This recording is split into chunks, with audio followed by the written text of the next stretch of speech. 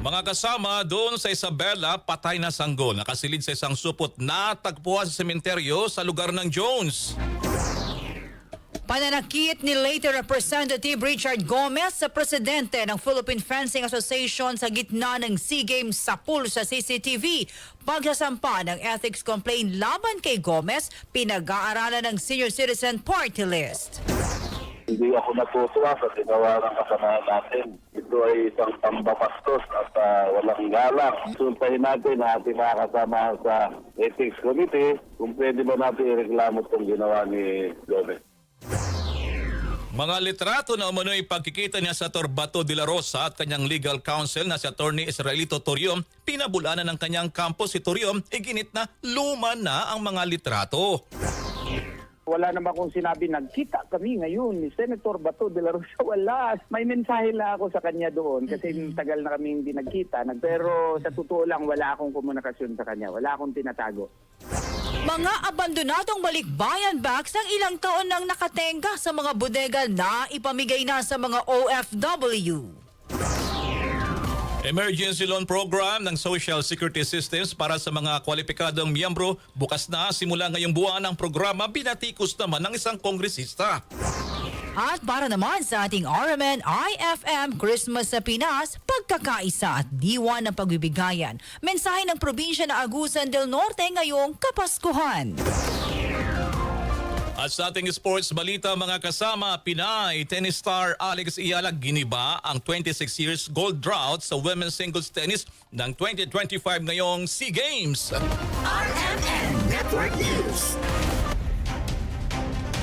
Mga kasama, sa detalye po ng ating mga balita, unahin natin ang report. Doon po naman sa lugar ng Isabela, may kaugnayan ito sa patay na sanggol na nakasilid naman sa isang supot na tagpuan sementeryo sa lugar ng Jones. Ang detalye mula sa FM Kawayan kay Idol Shobi Gagarin. RMN Live Report. Patay na ang isang sanggol ng matagpuan sa loob ng pampublikong sementeryo sa Barangay San Vicente Jones, Isabela nitong Martes, ika-16 ng Disyembre taong kasalukuyan. Ayon sa ulat, napansin ng ilang residente ang isang eco bag sa loob ng sementeryo. Nang tingnan nila ito, nakita ang sanggol na walang saplot, maputla at wala ng pulso. Agad naman nila itong ipinaalam sa mga otoridad. Sa ngayon, patuloy ang investigasyon ng pulisya upang matukoy kung sino ang ina ng sanggol at kung paano ito nangyari. Humihingi rin ng mga otoridad ng tulong mula sa publiko para sa anumang impormasyong may kaugnay sa kaso. Kasama niyo mula rito sa IFM Kawayan, ako si Radyoman Shobi Gagarin, Tatak, RMN. RMN Network News. Posibleng maharap sa mga kasong administratibo ang 16 na pulis na nag-viral matapos na mag-inuman sa loob mismo ng Dolores Municipal Station sa Eastern Samar. Sa panayam ng DCXL RMN Manila, sinabi ni Police Regional Office 8 Director Police Brigadier General Jason Capoy, papatawan ng karapatang parusa ang mga ito kapag napatunayang may paglabag ang ito o mga ito sa kanilang sinumpaang tungkulin.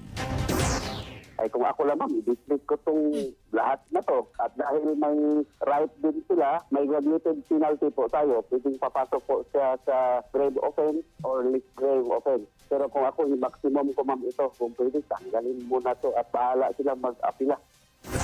Kaugnay nito, humingi naman ng paumanhin si Capoy sa publiko hinggil sa ginawa ng mga naturang pulis. Ani ni Capoy, handa siyang akuin ng responsibilidad dahil hindi umano sila nagkulang na magpaalala sa kanilang tauhan. Ako po ay humihingi ng distinsa sa ating mga mahal na mamamayan, mga tao, at willing ko pong ako yung responsibility. Ulitin ko, hindi po kami nagkulang sa pag-remind ng aming mga personnel. Although, hati yung opinion ng ating mga kababayan dahil sila po ay tao lamang at bilang kabahagi po ng Philippine National Police, kailangan namin iset yung sarili namin at agodin sampol toon. Otherwise, mananagot talaga po kami. Si Police Regional Office 8 Director Police Brigadier General Jason Capoy sa panayam ng DCXL RMN Manila. RMN Flash Report. Mga kasama, kuha muna tayo ng breaking news. Ang buong detalye mula kay Radyoman Chanel Salazar. Sian. RMN Live Report. Suspendido ang trabaho sa lahat ng tanggapan ng pamahalaan sa December 29, 2025 Lunes at January 2, 2026 Biyernes. Batay sa inilabas na Memorandum Circular number 111 ng Malacanang, ito'y para mabigyan ng pagkakataon ng mga kawani ng gobyerno na makapagdiwang ng bagong taon at makabiyahe pa uwi sa kani-kanilang probinsya. Magpapatuloy naman ang operasyon ng mga ahensang nagbibigay ng basic, vital at health services, pati ang mga may tungkulin sa kahandaan at pagtugon ng sakuna. Samantala, ang suspensyon ng trabaho sa pribadong sektor ay nakasalalay sa pasya ng pamunuan ng bawat kumpanya. Kasama mo sa DZXL RMN Manila, Radyo Mansional Salazar, Tatak RMN. RMN Network News. Pabuya para sa missing bride-to-be itinaas sa 150,000 piso. Detalye ng balitang yan mula kay Rajuman Marjo Domingo. RMN Live Report. Itinaas na sa 150,000 pesos ang pabuya sa mga kapagturo ng kinaroroon na nawawalang bride-to-be sa Quezon City. Matatandaan na bigla nilang nawala si Shera Diwan, 30 years old noong December 10 at nakatakda na sanang ikasal nitong December 14.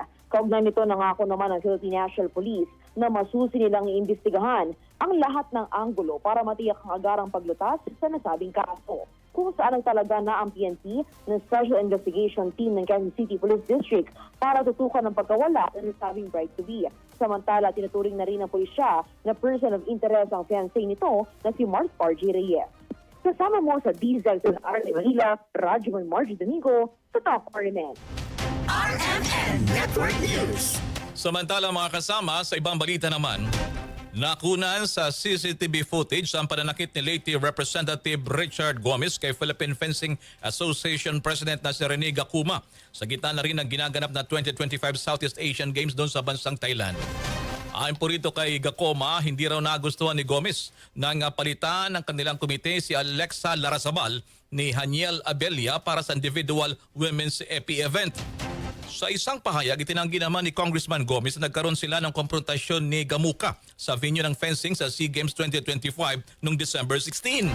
Aniya, nagalit siya dahil sa manoy pambubuli ng mga opisyal ng PFA sa atletang si Alexa Larrazabal matapos palitan nito nang hindi siya kinukonsulta. Noon na rin sinabi ni Gakoma na kakasuhan niya si Congressman Gomez dahil naman sa pisikal na pananakit sa kanya. Samantala, kinundina naman ng Seniors Citizens Party List ang ginawa ni Gomez. Sa panayam ng DZXL RMN Manila, sinabi ni Representative Rodolfo Ompong Ordanes na pambabastos ang ginawa ni Gomez dahil sa hindi niya nirespeto ang opisyal. Pag-aaralan din ng kanilang hanay ang pagkasampa ng ethics complaint laban naman dito kay Gomez. Hindi ako natutuwa sa ginawa ng kasamahan natin. Ito ay isang pambabastos at walang galang. Bilang isang tinatawan ng ating Kongreso, dapat siya maging halimbawa ng isang mabuting ugali. Hindi po. Kinukundin ako ang kanyang ginawa na yan sa tao. Pag-aaralan po natin kung pwede natin kukonsultahin natin ating mga kasama sa Ethics Committee kung pwede ba natin ireklamo itong ginawa ni Congressman Richard Gomez na to.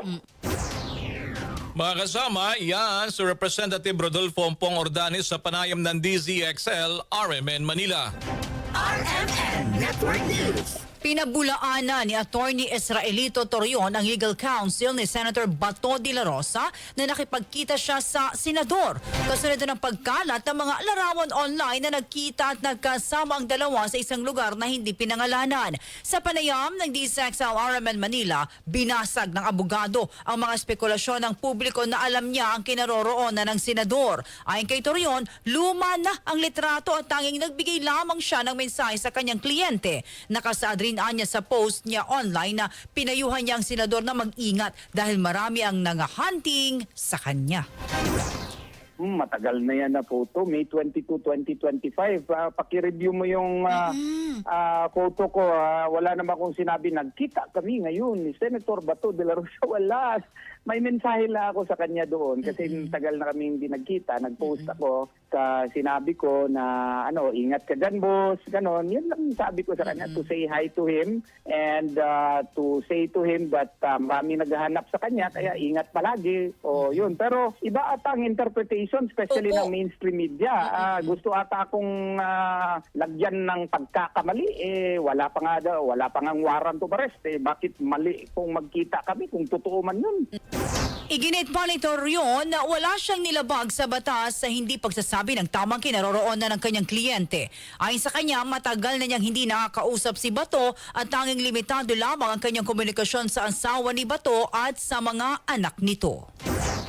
I never said anything that we saw each other. I only said hi to him and to send the message to him that many are looking for him. That's it. Wala po. Wala kaming komunikasyon. At kung meron man,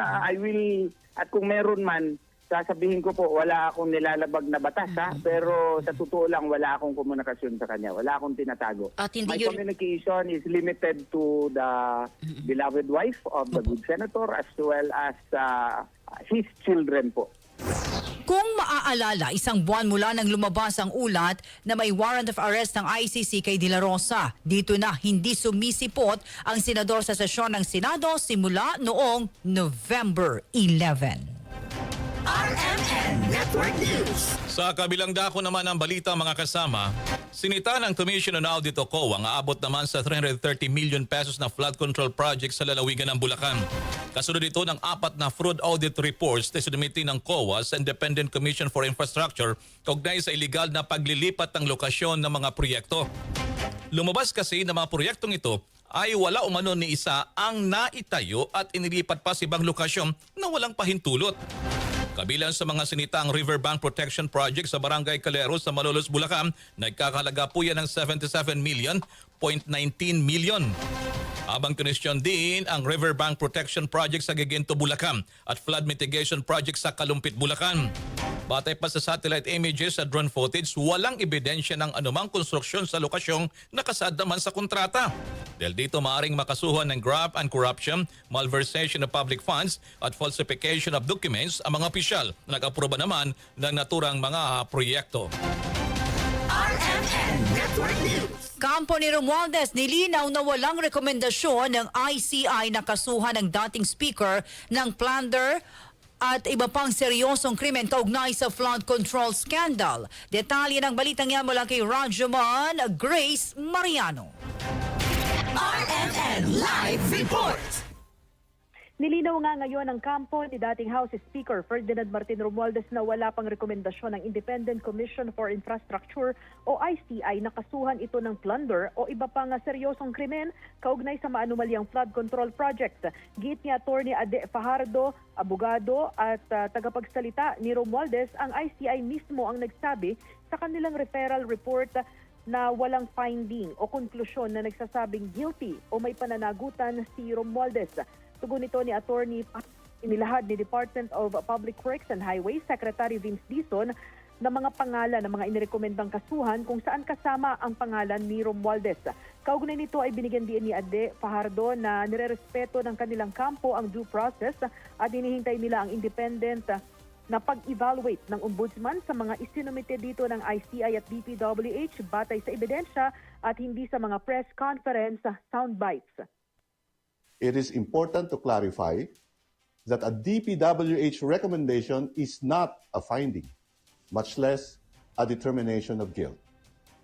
It is not true that the ICI has recommended to the Ombudsman that former Speaker Ferdinand Martin G. Romualdez be charged with plunder or other serious crimes related to the flood control of 2025 budget issue. In fact, the ICI made it clear in their referral that it was issued without finding or conclusion of guilt or liability on the part of former Speaker Romualdez.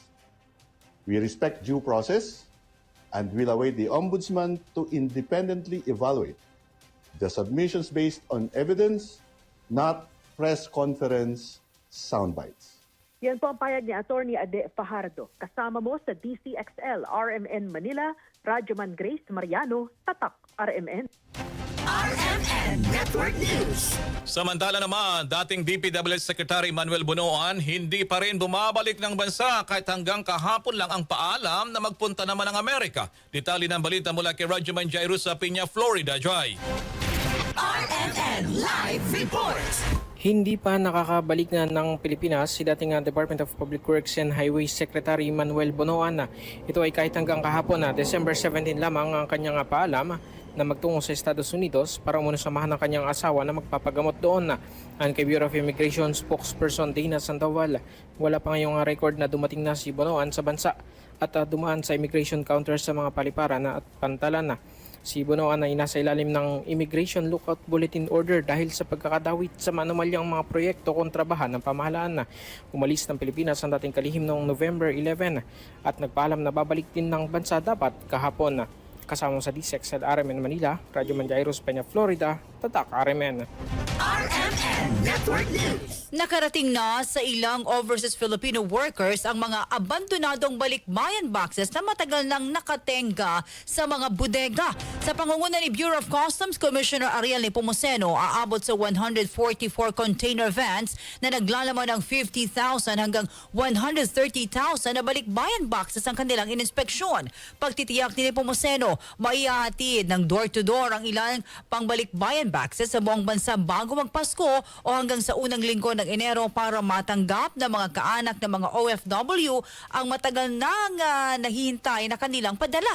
Karamihan sa mga padala ay nagmula pa sa Middle East, partikular sa Saudi Arabia, Qatar at Dubai.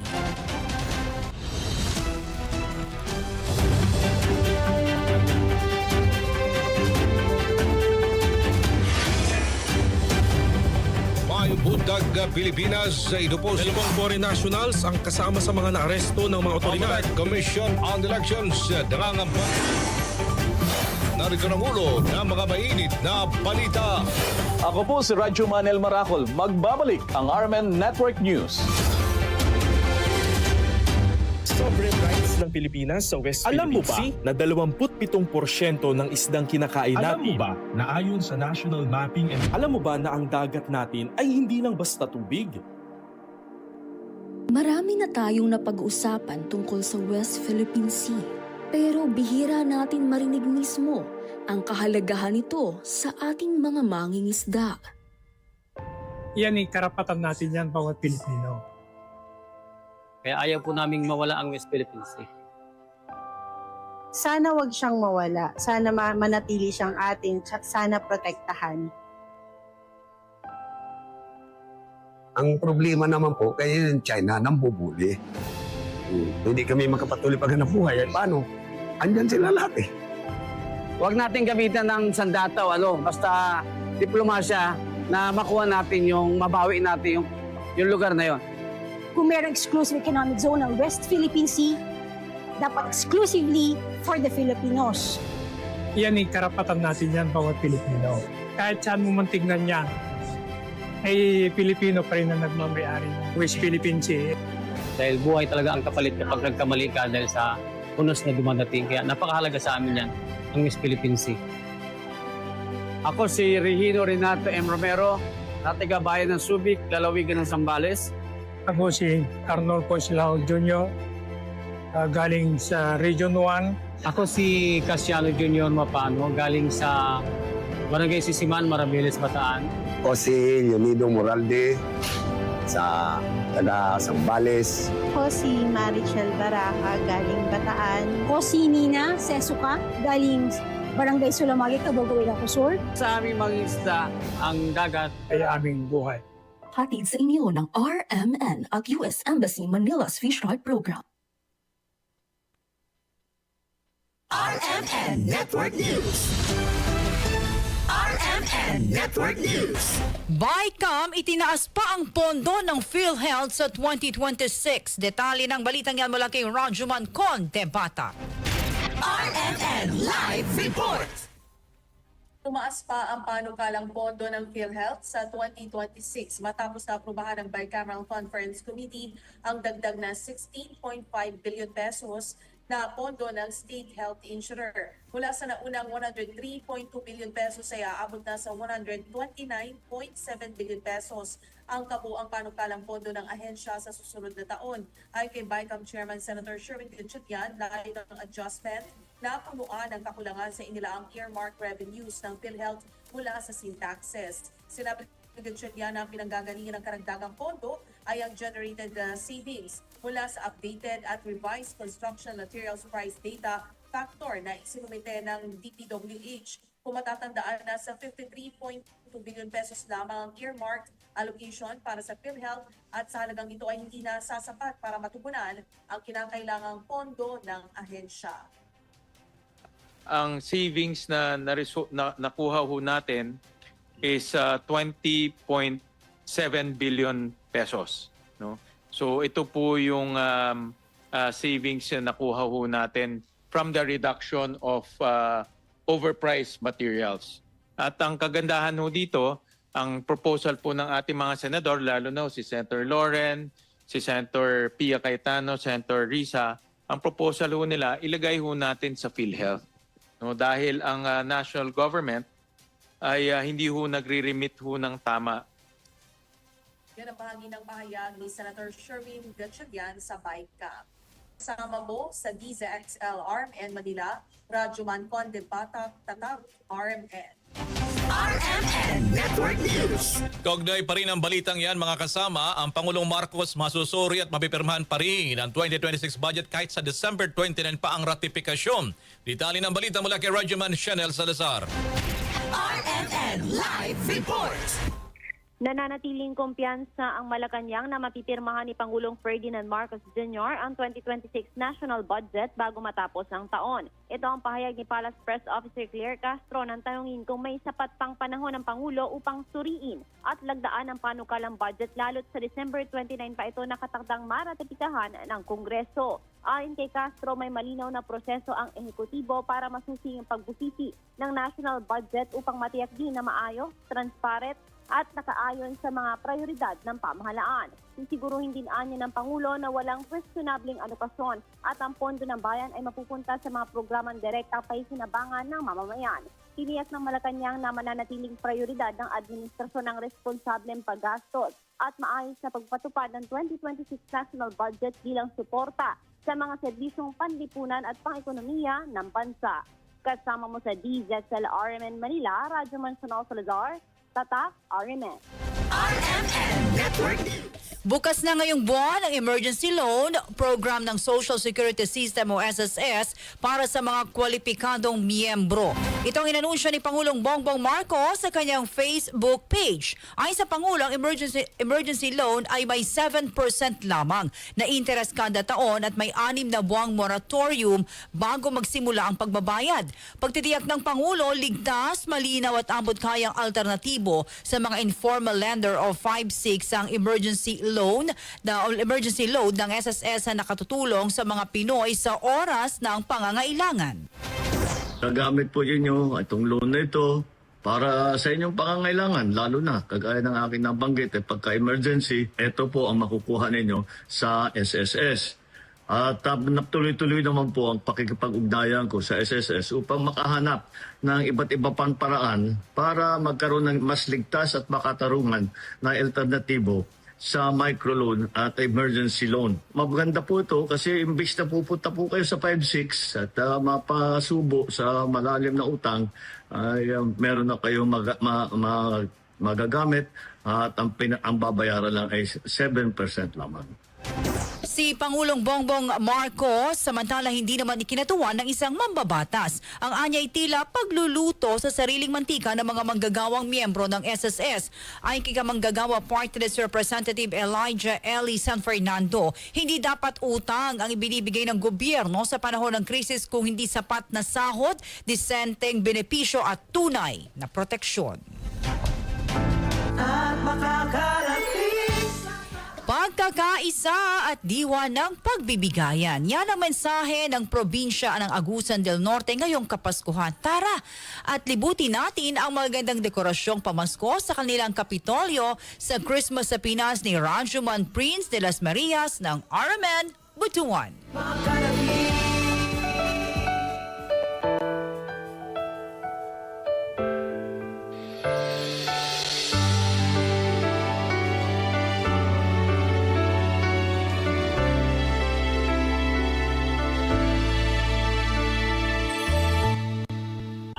Kasabay ng Christmas light up dito sa probinsya ng Agusan del Norte ang pagbibigay diin at kahalagahan ng diwa ng pagkakaisa sa probinsya ng Agusan del Norte.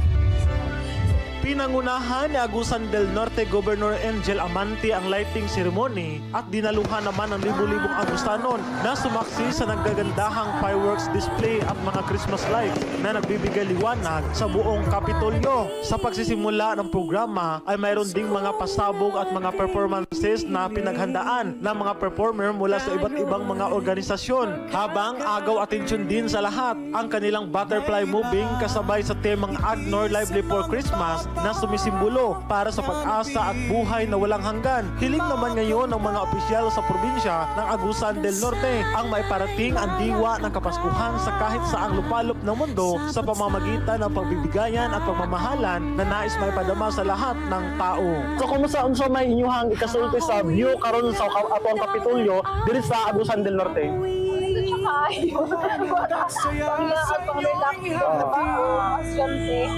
Kahit sa anong pagsubok na hinaharap ngayon ng mga Agusanon ay patuloy pa rin ang diwa at dala na pagtutulungan ng bawat isa. Kasama mo sa Armen Butuan para sa Armen Christmas sa Pinas, Regiman Prince de las Marias, Tatak Armen.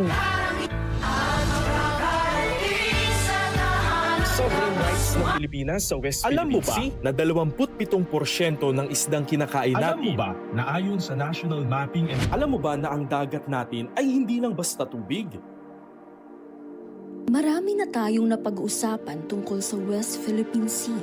Pero bihira natin marinig mismo ang kahalagahan nito sa ating mga mangingisda.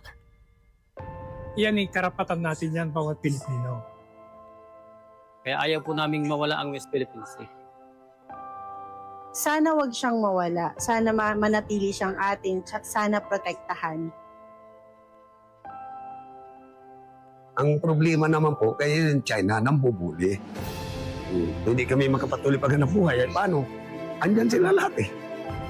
Huwag natin gamitan ng sandata o basta diplomasya na makuha natin mabawi natin yung lugar na yon. Kung mayroong exclusive economic zone ng West Philippine Sea, dapat exclusively for the Filipinos. Yan ay karapatan natin yan, bawat Pilipino. Kahit saan mo man tignan yan, ay Pilipino pa rin na nagmamayari ng West Philippine Sea. Dahil buhay talaga ang kapalit kapag nagkamali ka dahil sa unos na dumadating. Kaya napakahalaga sa amin yan, ang West Philippine Sea. Ako si Regino Renato M. Romero, natigabayan ng Subic, lalawigan ng Zambales. Ako si Arnold Coslao Jr., galing sa Region 1. Ako si Casiano Jr. Mapano, galing sa Barangay Sisiman, Maraviles, Bataan. O si Leonido Moralde sa taga Zambales. Ako si Marichel Baraca, galing Bataan. Ako si Nina Sesuka, galing Barangay Sulamagi, Cabugao, Ilocos Sur. Sa aming mga isda, ang dagat ay aming buhay. Hatid sa inyo ng RMN at US Embassy Manila's Fish Ride Program. Sabay-sabay nating damhin ang init ng pagsasama-sama, ang liwanag ng pag-asa, at ang kilig na hatid ng pagmamahal. Dahil ngayong Kapaskuhan, nasaan ka man sa mundo, dito sa RMN, kasama ka sa liwanag ng Paskong Pinoy. Sa bawat tawanan, musikahan at balitang pinagsaluhan, ramdam ang tuwa ng samahan. Tunay na ang Paskong may pusong Pinoy ay masaya't makulay. Mula sa amin, dito sa RMN. Maligayang Pasko, mga kasama. Mas masigla ang pagdiriwang dahil kasama ka sa liwanag ng Paskong Pinoy.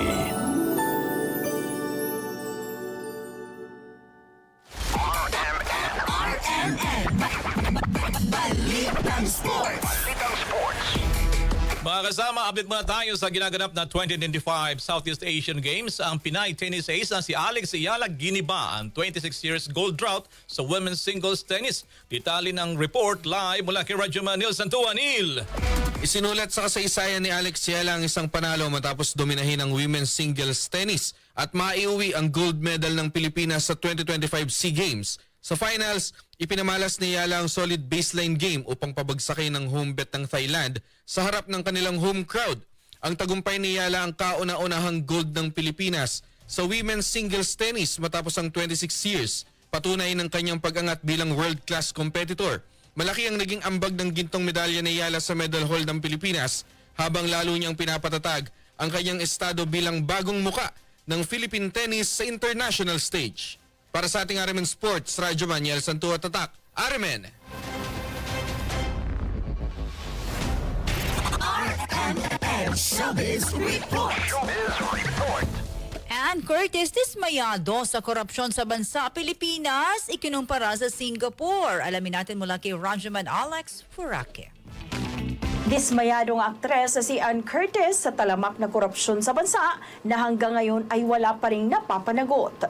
Nagbahagi kasi si Ann ng kanyang sentimiento sa social media habang ito'y nasa Singapore. Sa kanyang post, ikinumpara niya ang Singapore sa Pilipinas kung saan sinabing very developed ito dahil merong maayos sa kalsada, magandang paliparan at proper public transportation at infrastructure at nakakakita pa rin siya ng mga punong kahoy. Tanong niya, paano ng Pilipinas at ano na ang mangyayari dahil sa korupsyon? Nangihinayang ang aktres dahil marami tayong likas na yaman tulad ng magagandang beach at isla maging mga bundok. Ngunit ninakaw ng kasakiman ang iilan ng oportunidad para sa Pilipinas na maabot ang full beautiful potential. Umaasa naman si Ann na isang araw ay matutuldukan ang korupsyon sa bansa at makamit ng mga Pilipino ang maayos na kinabukasan. Yan ang ating entertainment news. Alex Furake, Tatak, RMN.